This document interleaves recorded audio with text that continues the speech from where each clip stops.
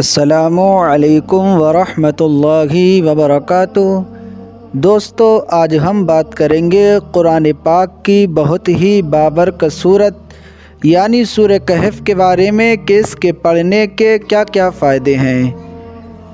دوستو، اس بات کو یاد رکھیے کہ قرآن مجید ایسی بابرکت کتاب ہے کہ جس کا پڑھنا، دیکھنا، سننا سب عبادت ہے۔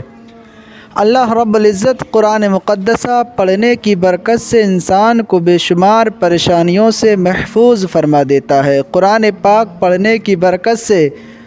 انسان کے کاروبار میں برکتیں ہونے لگتی ہیں، تمام پریشانیاں دور ہو جاتی ہیں۔ دوستو، سورہ کہف ایسی بابرکت سورت ہے کہ اگر کوئی شخص روزانہ اس بابرکت سورت کو پڑھنے کی عادت بنا لیتا ہے تو اللہ رب العزت اسے بے پناہ ثواب عطا فرماتا ہے۔ اگر کوئی شخص سورہ کہف کو پڑھنے کی عادت بنا لیتا ہے تو اس کی برکت سے اس کے کاروبار میں برکتیں ہونے لگتی ہیں، اس کی تمام پریشانیاں دور ہو جاتی ہیں۔ اللہ پاک قرآن پاک کی اس بابرکت سورت پڑھنے کی برکت سے اس کی تمام جائز دعاؤں کو قبول فرماتا ہے۔ اگر آپ پریشان حال رہتے ہیں، کاروبار میں بے برکتی رہتی ہے یا کسی اور مصیبت میں مبتلا ہیں تو روزانہ قرآن مجید کی اس بابرکت سورت کو پڑھ لیا کریں۔ اگر پڑھنا نہیں آتا ہے تو سن لیا کریں۔ انشاءاللہ عز و جل قرآن پاک کی اس بابرکت سورت پڑھنے اور سننے کی برکت سے اللہ پاک آپ کو جزائے خیر عطا فرمائے گا۔ آئیے دوستو، اسی بابرکت سورت یعنی سورہ کہف کو سن لیتے ہیں۔ اعوذ باللہ من الشیطان الرجیم،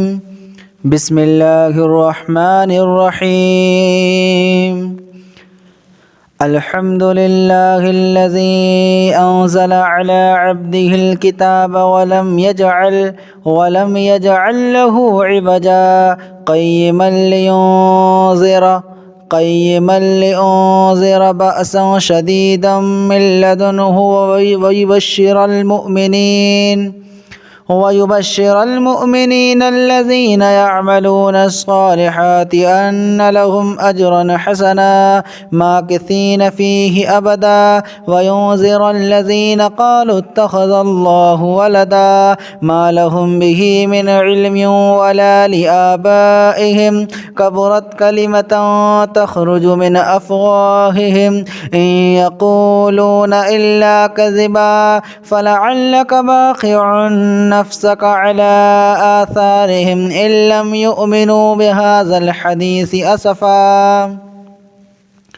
إنا جعلنا ما على الأرض زينة لها لنبلوهم أيهم أحسن عملا وإنا لجاعلون ما عليها سعيدا جرزا أم حسبت أن أصحاب الكهف والرقيم كانوا من آياتنا عجبا إذ أوى الفتية إلى الكهف فقالوا ربنا آتنا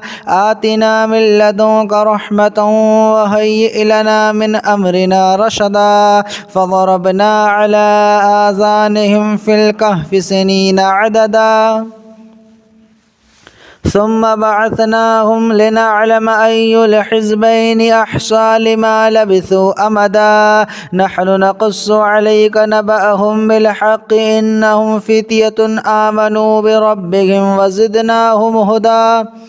وربطنا على قلوبهم إذ قاموا فقالوا ربنا رب السماوات والأرض لن ندعو من دونه إلها لقد قلنا إذا شططا هؤلاء قومنا اتخذوا من دونه آلهة لولا يأتون عليهم بسلطان بين فمن أظلم ممن افترى على الله كذبا وإذ اعتزلتموهم وما يعبدون إلا الله فأووا إلى الكهف ينشر لكم ربكم من رحمته ويهيئ لكم من أمر مرفقا وترى الشمس إذا طلعت تزاور عن كهفهم ذات اليمين وإذا غربت تقرضهم ذات الشمال وهم في فجوة منه ذلك من آيات الله من يهد الله فهو المهتد ومن يضلل فلن تجد له وليا مرشدا وتحسبهم أيقاظا وهم رقود ونقلبهم ذات اليمين وذات الشمال وقلبهم باسط ذراعيه بالوصيد لو اطلعت عليهم لوليت منهم فرارا ولملئت منهم رعبا وكذلك بعثناهم ليتساءلوا بينهم قال قائل منهم كم لبثتم قالوا لبثنا يوما أو بعض يوم قالوا ربكم أعلم بما لبثتم فابعثوا أحدكم بورقكم هذه إلى المدينة فلينظر أيها أزكى طعاما فليأتكم برزق منه وليتلطف ولا يشعرن بكم أحدا إنهم إن يظهروا عليكم يرجموكم ويعيدوكم في ملتهم ولن تفلحوا إذا أبدا وكذلك أعثرنا عليهم ليعلموا أن وعد الله حق وأن الساعة لا ريب فيها إذ يتنازعون بينهم أمرهم فقالوا ابنوا عليهم بنيانا ربهم أعلم بهم قال الذين غلبوا على أمرهم لنتخذن عليهم مسجدا سيقولون ثلاثة رابعهم كلبهم ويقولون خمسة سادسهم كلبهم ورجما بالغيب ويقولون سبعة وثامنهم كلبهم قل ربي يعلم بعدتهم ما يعلمهم إلا قليل فلا تمار فيهم إلا مراء ظاهرا ولا نستفت فيهم منهم أحدا ولا تقولن لشيء إني جاعل ذلك غدا إلا أن يشاء الله واذكر ربك إذا نسيت وقل عسى أن يهديني ربي ليقرب من هذا رشدا ولبثوا في كهفهم 300 سنين وازدادوا 9 قل الله أعلم بما لبثوا له غيب السماوات والأرض أبصر به وأسمع ما لهم من دونه من ولي ولا يشرك في حكمه أحدا واتل ما أوحي إليك من كتاب ربك لا مبدل لكلماته ولا تجد من دونه ملتحدا واصبر نفسك مع الذين يدعون ربهم بالغداة والعشي يريدون وجهه ولا تعد عيناك عنهم تريد زينة الحياة الدنيا ولا تطع من أغلفنا قبله عن ذكرنا واتبع هواه وكان أمره فرطا وقل الحق من ربكم فمن شاء فليؤمن ومن شاء فليكفر إنا أعتدنا للظالمين نارا أحاط بهم سرادقها وإن يستغيثوا يغاثوا بماء كالمهل يشفي الوجوه بئس الشراب وساءت مرتفقا إن الذين آمنوا وعملوا الصالحات إنا لا نضيع أجر من أحسن عملا أولئك لهم جنات عدن تجري من تحتهم الأنهار يحلون فيها من أساور من ذهب ويلبسون ثيابا خضرا من سندس واستبرق متكئين فيها على الأرائك نعم الثواب وحسنت مرتفقا واضرب لهم مثل الرجلين جعلنا لأحدهما جنتين من أعناب وحففناهما بنخل وجعلنا بينهما زرعا كلتا الجنتين آتت أكلها ولم تظلم منه شيئا وفجرنا خلالهما نهرا وكان له ثمر فقال صاحبه وهو يحاوره أنا أكثر منك مالا وأعز نفرا ودخل جنته وهو ظالم لنفسه قال ما أظن أن تبيد هذه أبدا وما أظن الساعة قائمة ولئن رددت إلى ربي لأجدن خيرا منها منقلبا قال له صاحبه وهو يحاوره أكفرت بالذي خلقك من تراب ثم من نطفة ثم سواك رجلا لكن هو الله ربي ولا أشرك بربي أحدا ولولا إذ دخلت جنتك قلت ما شاء الله لا قوة إلا بالله إن ترني أنا أقل منك مالا وولدا فعسى ربي أن يؤتيني خيرا من جنتك ويرسل عليها حسبانا من السماء فتصبح صعيدا زلقا أو يصبح ماؤها غورا فلن تستطيع له طلبا وأحيط بثمره فأصبح يقلب كفيه على ما أنفق فيها وهي خاوية على عروشها ويقول يا ليتني لم أشرك بربي أحدا ولم تكن له فئة ينصرونه من دون الله وما كان منتصرا هنالك الولاية لله الحق هو خير ثوابا وخير عقبا واضرب لهم مثل الحياة الدنيا كماء أنزلناه من السماء فاختلط به نبات الأرض فأصبح هشيما تذروه الرياح وكان الله على كل شيء مقتدرا المال والبنون زينة الحياة الدنيا والباقيات الصالحات خير عند ربك ثوابا وخير أملا ويوم نسير الجبال وترى الأرض بارزة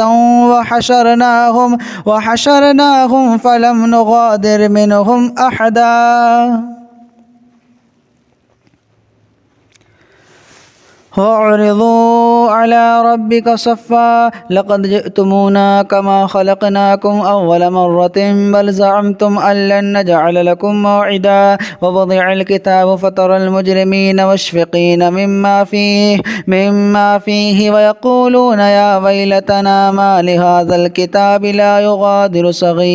صغيرة ولا كبيرة إلا أحصاها ووجدوا ما عملوا حاضرا ولا يظلم ربك أحدا وإذ قلنا للملائكة اسجدوا لآدم فسجدوا إلا إبليس كان من الجن ففسق عن أمر ربي أفتتخذونه وذريته أولياء من دوني وهم لكم عدو بئس للظالمين بدلا ما أشهدتهم خلق السماوات والأرض ولا خلق أنفسهم وما كنت متخذ المضلين عضدا ويوم يقول نادوا شركائي الذين زعمتم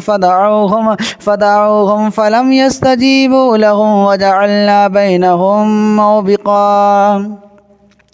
ورأى المجرمون النار فظنوا أنهم مواقعوها ولم يجدوا عنها مصرفا ولقد صرفنا في هذا القرآن للناس من كل مثل وكان الإنسان أكثر شيء جدلا وما منع الناس أن يؤمنوا إذ جاءهم الهدى ويستغفروا ربهم إلا أن تأتيهم سنة الأولين أو يأتيهم العذاب قبلا وما نرسل المرسلين إلا مبشرين ومنذرين ويجادل الذين كفروا بالباطل ليدحضوا به الحق واتخذوا آياتي وما أنذروا هزوا ومن أظلم ممن ذكر بآيات ربه فأعرض عنها ونسي ما قدمت يداه إنا جعلنا على قلوبهم أكنة أن يفقهوه وفي آذانهم وقرا وإن تدعهم إلى الهدى فلن يهتدوا إذا أبدا وربك الغفور ذو الرحمة لا يؤاخذهم بما كسبوا لعجل لهم العذاب بل لهم موعد لن يجدوا من دونه موئلا وتلك القرى أهلكناهم لما ظلموا وجعلنا لمهلكهم موعدا وإذ قال موسى لفتاه لا أبرح حتى أبلغ مجمع البحرين أو أمضي حقبا فلما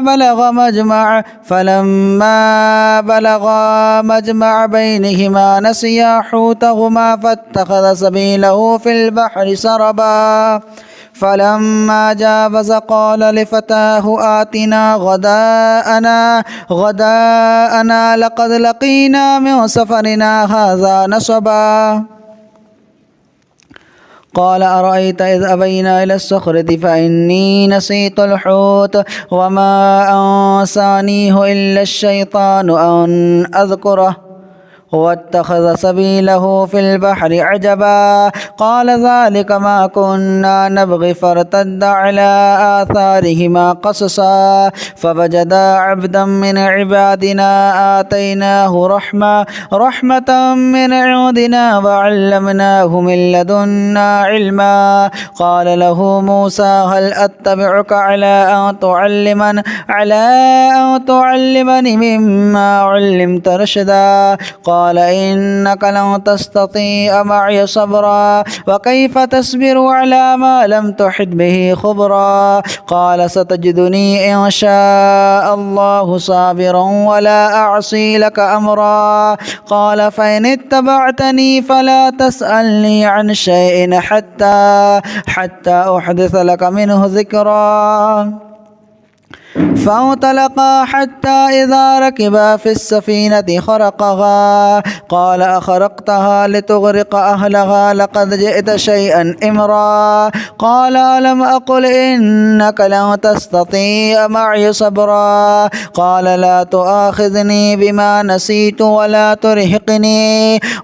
ترهقني من أمري عسرا فانطلقا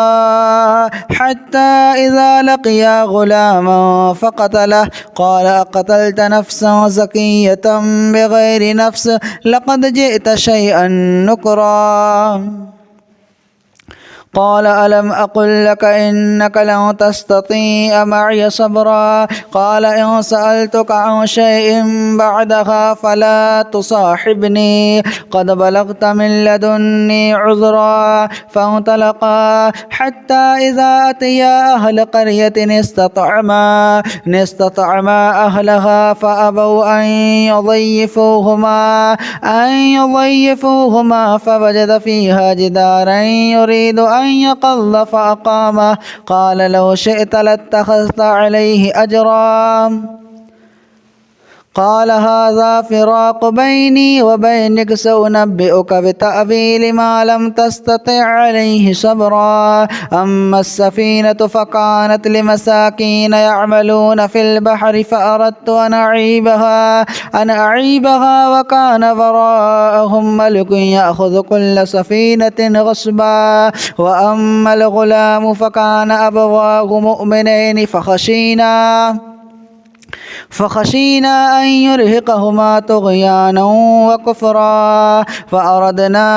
أن يبدلهما ربهما خيرا منه زكاة وأقرب رحما وأما الجدار فكان لغلامين يتيمين في المدينة وكان تحته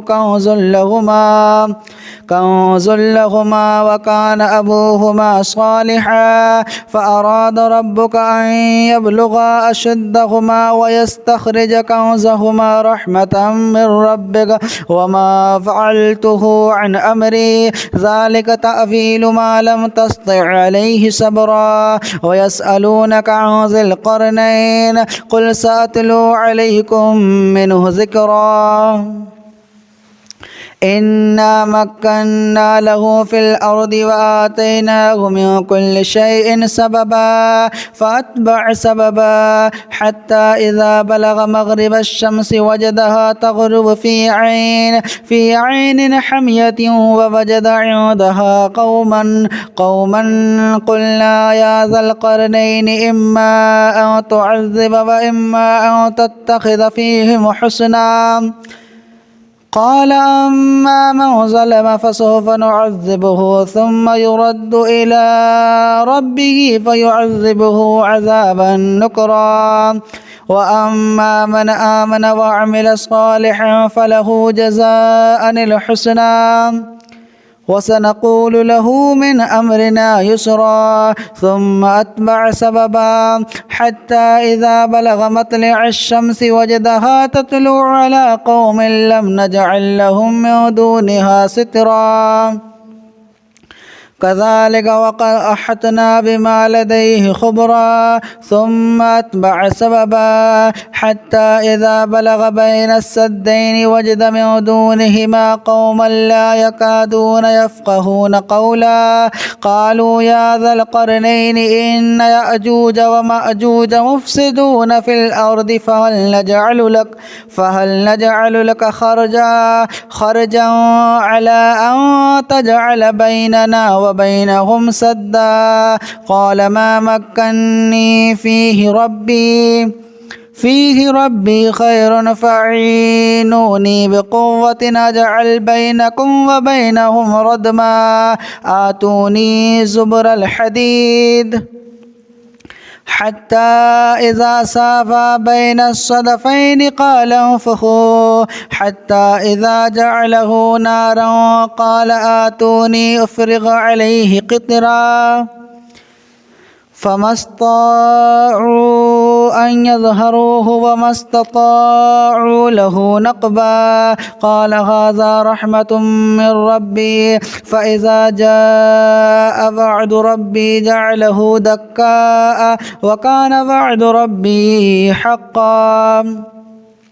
وتركنا بعضهم يومئذ يموج في بعض ونفخ في الصور فجمعناهم جمعا وعرضنا جهنم يومئذ للكافرين عرضا الذين كانت أعينهم في غطاء عن ذكري وكانوا لا يستطيعون سمعا أفحسب الذين كفروا أن يتخذوا عبادي من دوني أولياء إنا أعتدنا جهنم للكافرين نزلا قل هل ننبئكم بالأخسرين أعمالا الذين ضل سعيهم في الحياة الدنيا وهم يحسبون أنهم يحسنون صنعا أولئك الذين كفروا بآيات ربهم ولقائه فحبطت أعمالهم فلا نقيم لهم يوم القيامة وزنا ذلك جزاؤهم جهنم بما كفروا واتخذوا آياتي ورسلي هزوا إن الذين آمنوا وعملوا الصالحات كانت لهم جنات الفردوس نزلا خالدين فيها لا يبغون عنها حبلا قل لو كان البحر مدادا لكلمات ربي لنفد البحر قبل أن أن تنفذ كلمات ربي ولو جئنا بمثله مددا قل إنما أنا بشر مثلكم يوحى إلي أنما إلهكم إله واحد فمن كان يرجو لقاء ربه فليعمل عملا صالحا ولا يشرك بعبادة ربه أحدا.